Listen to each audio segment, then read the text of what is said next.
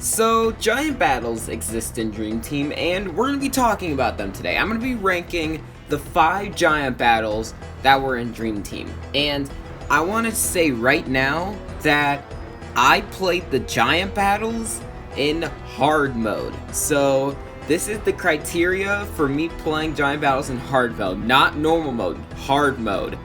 And you'll see that in the bottom rankings. But other than that, don't forget to subscribe so the Shroobs don't die, and let's get started. Number 5. This is one of the most unpopular opinions about Dream Team, but my number 5 is Giant Bowser. Don't worry, there is still some stuff I do like about this fight. First off, let's start with the atmosphere. It looks really cool with all the lava, all the chains, all the Bowser faces. It looks really cool. The next thing is the lava, and not just for how it looks, even though obviously it does look pretty cool, it's that's the only way you can damage Bowser, and that's something that Earthquake did, yes, but you were this person that still had to damage it, not the water damaged Earthquake. But this time, the lava actually damages Bowser, and you can't actually do much damage at all to him. You just have to knock him in. The third thing I like about this, and honestly the last thing I do like about it, is that Bowser uses all of his minions to actually attack you.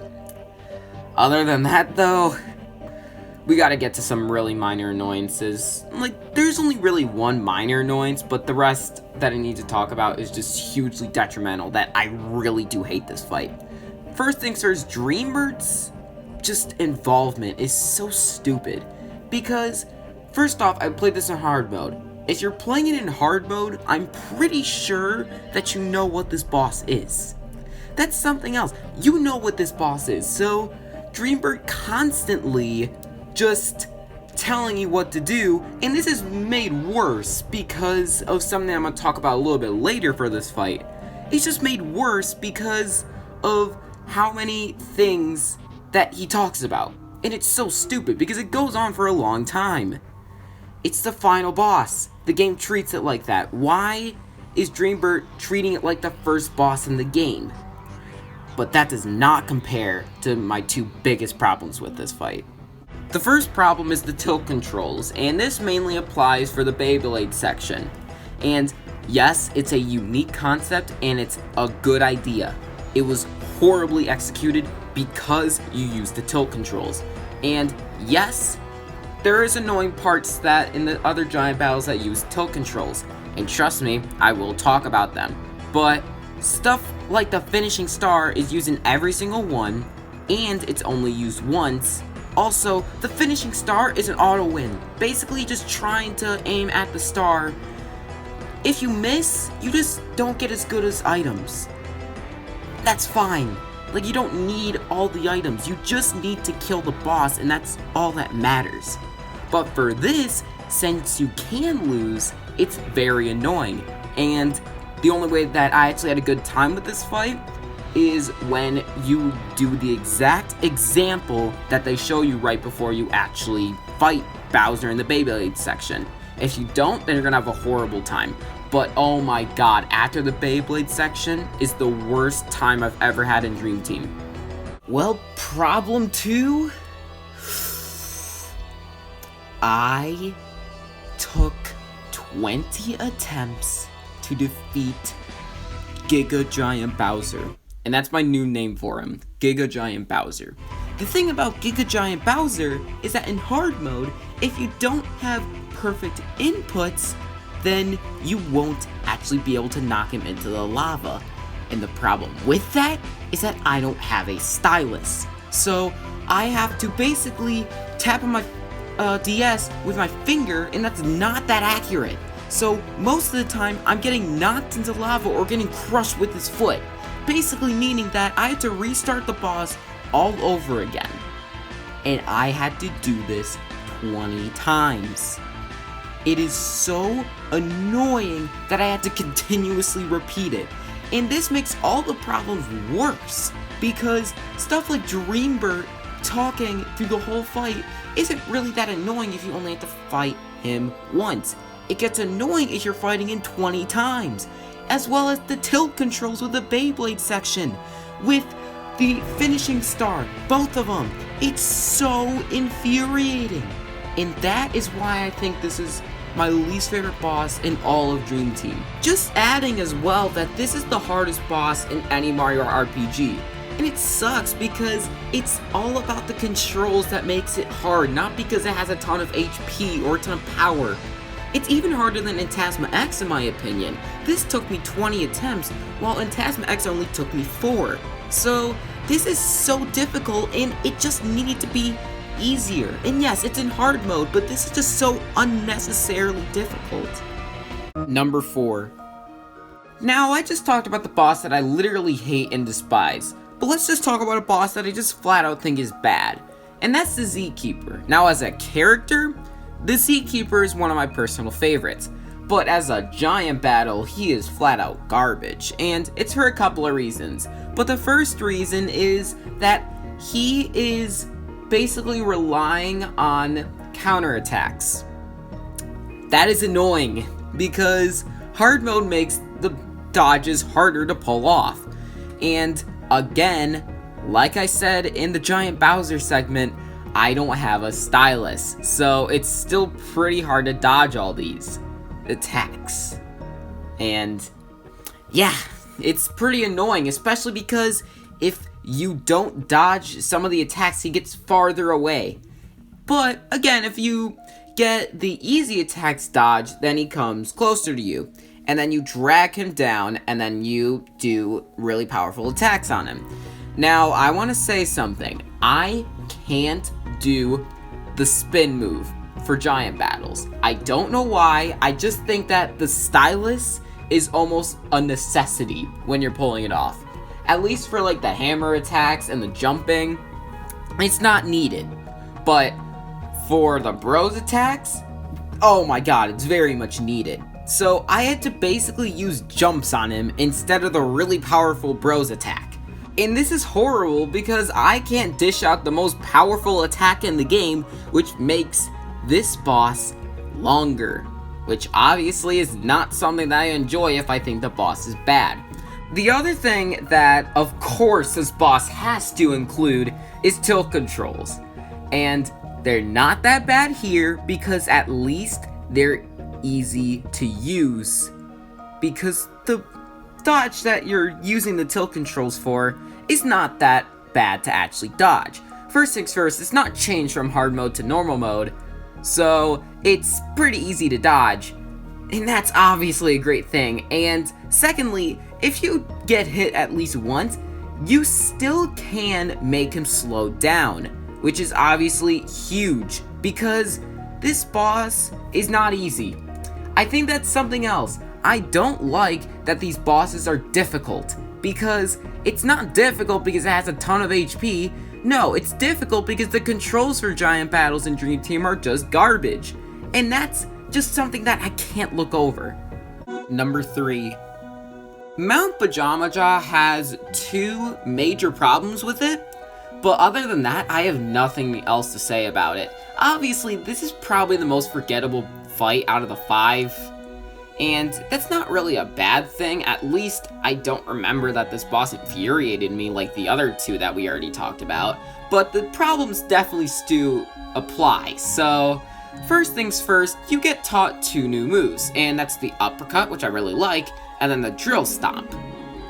I do not like the drill stomp at all, and you guys know that from the Z-Keeper segment. The problem is that the boss relies on those 2 moves, and that is very annoying. And yes, the drill stomp can be substituted with the jump, and yes, that's true, you're right, but I don't even use the drill stomp at all. I just use the jump because I can never actually get a good drill stomp pulled off unless we're talking about the tutorial that actually teaches it. And why didn't we just get all these moves from the first giant battle? That's kind of annoying. Just because they taught more moves in the second giant battle, I thought like the third one and the fourth one would actually teach us more and more moves. But no, they're just there, like another tutorial for no reason. But the main problem I have with this fight is not the drill stomp, but the repetitiveness of it. And Think about it for a second. All you do in this fight is use an uppercut to knock him over, and then you use the drill stomp, or for me, a jump. That's all this fight is. And since I don't use a drill stomp, it's longer than normal, which makes it a boring fight. And that's basically how I remember it. I just think that this boss is boring. I don't think it's infuriating, which is why it's number 3, but I just think this boss is boring. Number 2, the Robo Drill Digger. It's the first boss out of every single one that we talked about so far that I actually enjoy fighting. And that's a surprise. And first things first, it is the first boss, so it is somewhat easy, but it's not actually super easy. I actually think that hard mode helped this boss. I think this is the only boss that actually got helped by hard mode. Obviously the other bosses, but the only giant battle that got helped by hard mode. And this is because that this boss is really easy in normal mode, but it actually gives some somewhat challenging attacks because of hard mode, which obviously is a breath of fresh air. But yes, there is still problems with this fight. There is only one problem, and that's Dreambird. Obviously, he's in every single fight telling you what to do. It's annoying. I think he's at his worst in Mount Pajama Jaw and Bowser, but it's still annoying in this fight. So it's still not good, but he's better than normal. And that's obviously because you can skip the tutorials, which is amazing. But he still talks, obviously, which is just a little annoying, but since this is the biggest problem and I only think that's a little annoying, that's a pretty good sign. The first things first is there's not many pros about this fight, so that's not great. That's why it's number 2 instead of number 1. But I'll tell you one thing is the tornadoes that he summons is probably the best part about it. And I'm talking about 2 scenarios. First things first, he has an attack that you have to jump over tornadoes. Not too unique, but he summons a tornado in the distance, and you have to use your hammer chop to knock the boss into the tornado. And he gets launched into the air, and then he takes a ton of fall damage. I really like that. Not many times does the hammer chop actually be useful in any of the giant battles. It's just overshined by the hammer uppercut. So I actually like that it's actually used pretty well. But my favorite part about the boss is that he goes into the tornado and you can't actually see what positions he's in. He's either just normal, he's either on the ground with a spike so you can't jump on him, or he's in the air so you can't use your hammer. And you get to see where he is by his last position you see his eyes in. So if you see his eyes in the air, then you want to use your jump. If you see his eyes on the ground, then you want to use your hammer. So I really do like that, and if you miss it, then it's a guess, and that actually is a really good thing to use in a first boss, because it actually helps you think outside the box, thinking, which one should I use between the hammer chop and the jump? And obviously, since you get more attacks, you're going to need to pick which ones. So I really do like that, and yes, there's not too many positives for this fight, but there's only one negative, and that actually makes me enjoy this battle. Number 1. Earthquake is the only boss that actually stands out to me for being a great boss. And this is for its concept and not many uses of the annoying things from giant battles. And yes, it is a little bit sad saying that the best thing about this boss is that it doesn't do annoying stuff, but there is at least positives, and that's why it's number 1 instead of the Robo Drill Digger. But the thing about the Earthquake is the concept of knocking Earthquake into the water and then pounding him with your hammer is really satisfying, and actually a pretty unique concept. Okay, it's not that unique. Obviously, Bowser's Inside Story did this first, but I don't care, because it's just so satisfying to do it, and this is the only way you can actually do damage to him. But for that actually not to happen, he starts putting armor on, which either you need to get rid of by jumping or using an hammer uppercut or a hammer chop. But then he puts armor all over his body. And now you're gonna start thinking that I'm gonna start insulting the drill spin again. Actually, no. The thing about the drill spin for this fight is that you don't need to get an excellent or a great. You only just need to pull it off. Like, you could get an okay and all the armor will still get off. As you probably know, that's what happened. I got an okay, and then all of his armor came off. That's the thing about it. this boss doesn't do anything that actually annoys me. Also, something else is that the design of the place, obviously of Dreaming Wakeport, looks great, and the design of the boss is actually pretty cool and unique. Thank you guys for watching this video. Next video will be about Dream Team again. Don't forget to subscribe to the Shroob Don't Die, and I'll catch you guys in the next video.